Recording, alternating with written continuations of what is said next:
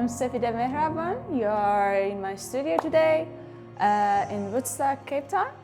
I'm from Tehran, Iran. I moved to Cape Town 7 years ago. And since then, I fell in love with this city and I stayed. The concepts of my work is about comparing personal histories with public histories, and I'm looking at my personal history of growing up in Iran and the differences between what has been read and said in textbooks and in national media and what I have experienced. I specifically looking at 1979 revolution. Since I moved in South Africa, because South Africa also been through a change of regime, I became interested at how personal histories of people who've been part of this transformation are not necessarily told or said in these textbooks or in this media. And now that I'm moving forward, I started to think what could be a signifier of something personal, and that drew me to carpets and tapestries because it's something that I grew up with. It's important that there are old carpets.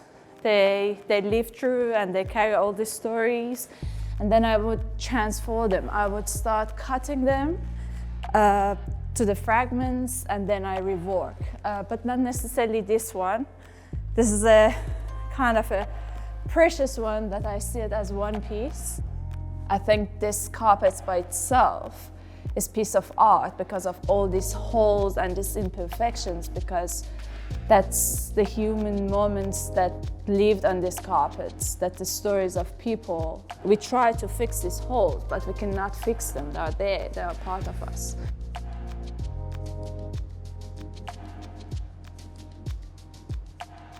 This is the process of screen printing. The images that are being exposed on the screen before, and as I mentioned, these are images from newspapers from Iran from 1979. And then I start printing on the carpets.